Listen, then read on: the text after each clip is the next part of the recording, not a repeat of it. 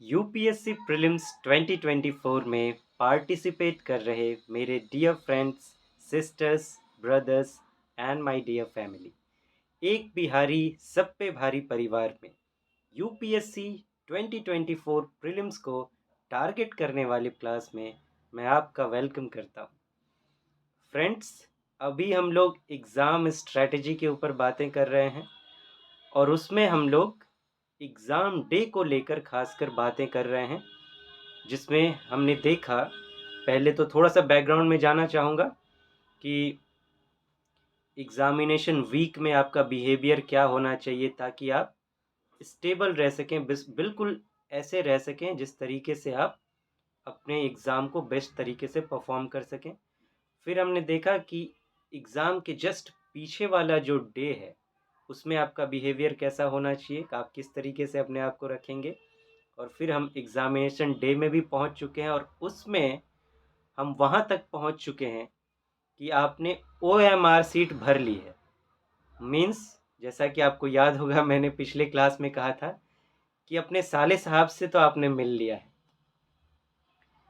अब बारी है क्वेश्चन पेपर के आने की। मीन्स आपके जाने बाहर महबूबा या आपकी, मैं कहूँ क्या, होने वाले जीवन साथी के आने का इंतज़ार है अब आपको।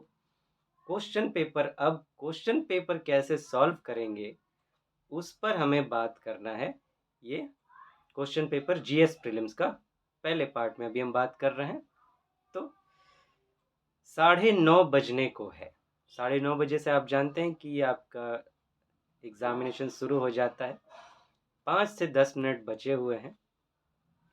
अब क्वेश्चन पेपर आपके सामने लाया जाएगा। आपके जो सास ससुर होंगे, मीन्स कि जिस तरीके से हम बात कर रहे हैं अभी, क्लास में जो भी रेगुलेटर होंगे, या तो 2 सर हो सकते हैं या 1 सर 1 मैम हो सकती हैं। तो अगर जैसा कि हमने बात की कि 2 सर हों तो एक को अपना ससुर माने, एक को चाचा ससुर माने, और अगर सर मैम हो तो समझिए कि सास ससुर आपके और आपकी महबूबा को लेकर आ रहे हैं। मीन्स आपके क्वेश्चन पेपर को, आप जब क्वेश्चन पेपर आपको उनके पास दिखाई दे उनके हाथों में, तो आपके दिमाग में एक गाना चलना चाहिए। घबराए नहीं वहाँ पे, ये मत सोचें कि ये गाने गाने का ये सब का टाइम कैसे मिलेगा, ये वो चीज़ें। बिल्कुल अपने आप को कंफर्टेबल रखना है, बिल्कुल कंफर्टेबल। ये चीज़ें डराती हैं कितनों को। क्वेश्चन पेपर देख के यहाँ हाय दैया शुरू हो जाता है, यहाँ पे धड़कनें बढ़नी शुरू हो जाती हैं। वो चीज़ें नहीं करनी है, आपको बिल्कुल स्टेबल रखना है, ऐसे कि आप में वो बात है, वो आपकी महबूबा है। आपकी महबूबा को आपसे कौन छीन के ले जा सकता है। तो ये कॉन्फिडेंस रखना है अपने ऊपर। तो आपके दिमाग में अब एक गाना चलना चाहिए। कितने दिनों के बाद मिले हो, जरा बताओ मुझे सनम। कितने दिनों के बाद मिले हो, पूछ रहा है ये मौसम। इतने दिन तुम कहाँ रहे, एक दिन भी ऐसा ना गया, मैंने तुझे याद ना किया हो। ये गाना आपके दिमाग में चलना चाहिए। अब आपकी महबूबा आपके सामने आ गई है, आपके टेबल पर। अब 5 मिनट पहले आपको मिल जाती है करीब, और घंटी बजने के बाद आपसे कहा जाता है कि आप उसको खोलें, सील्ड रहती है। तो 5 मिनट का समय है ना। अब आपने तो गाना गा दिया मन ही मन उनके लिए, अपनी महबूबा के लिए, अपने क्वेश्चन पेपर के लिए कि कितने दिनों के बाद मिले। अब आपके टेबल पर वो हैं, अब वो गाना गाएंगी। उनको भी बड़ा इंतज़ार था आपका कि कब आप उनको लेने आएंगे। अब उनके मन से गाना निकलेगा, आपको फील करना है। कौन सा? तारे हैं बाराती, चांदनी है ये बारात। जितने भी और स्टूडेंट्स हैं वो सब आपके बाराती ही हैं। उनके प्रति भी पॉजिटिव माइंडसेट रखना है। यूँ समझ लीजिए आपके बाराती आए हैं। सातों फेरे होंगे अब हाथों में लेकर हाथ, जीवन साथी हम, दिया और बाती हम। ये आपकी महबूबा आपका क्वेश्चन पेपर आपके लिए गाएगा, आपको फील करना है। अब समय आपका हो गया है और क्वेश्चन पेपर आपको सील खोलना है और अब सॉल्व करना शुरू करना है। इससे पहले कि क्वेश्चन पेपर हम सॉल्व करना शुरू करें, बेहतर होगा कि जो हमारी महबूबा है, हमारी क्वेश्चन पेपर, उनके नेचर को समझ लिया जाए कि वो कैसी हैं। तब जाके उनसे निभाना थोड़ा सा क्या कहेंगे हम, ज़्यादा इजी हो जाएंगे। अब देखिए, अरेंज मैरिजेस जो होते हैं वहाँ एक दूसरे को ज़्यादातर जानते नहीं रहते हैं, पहली बार मिलते हैं। आप देखते हैं कि दोनों आपस में बैठे हुए हैं, अकेले में भी बैठे हुए हैं, कोई एक दूसरे से कुछ नहीं बोल रहा है, यही होता रहता है कुछ कुछ। फिर पानी लेंगे, चाय लेंगे, पता चला इसी में घंटे बीत गए। गार्जियंस बोले चलो बेटा आप घर चलो, चलो बाबू अब घर चलो, लेके चल देते हैं, हो गया बात। क्या होगा, झंडू बाम हो जाता है। तो ये ना हो, बिल्कुल खुल के जरा बात हो, अच्छे से मिलाप हो। तो उसके लिए ज़रूरी है कि पहले से ही जान लिया जाए कि सामने वाले कैसे हैं, आपकी महबूबा कैसी है, तो उससे एकदम खुल के आप डील कर सकें। तो आइए जरा समझ लें पहले कि उनका नेचर कैसा है, उसके बाद फिर बात करेंगे हम लोग कि उन्हें सॉल्व करना कैसे है, ताकि आप अपना बेस्ट दे सकें। और ऐसा कि आपकी महबूबा आपकी होनी चाहिए, आपका प्यार है, कोई और कैसे ले जा सकता है आपसे छीन के। आइए समझते हैं। क्वेश्चन पेपर आपके लिए मैंने लिख दिया है माय लव, आप ही की लव है।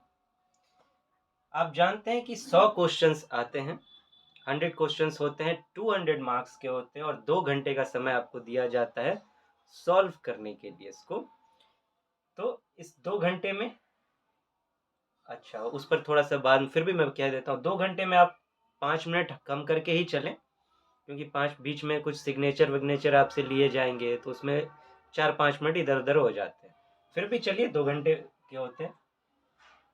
इसमें जो सब्जेक्ट्स पूछे जाएंगे उन्हें भी देख लेते हैं, चूँकि आप जानते होंगे, फिर भी यहाँ एक सीक्वेंस में हम समझ लें तो बेहतर होगा, और इसके पीछे कुछ पर्पस है मेरा।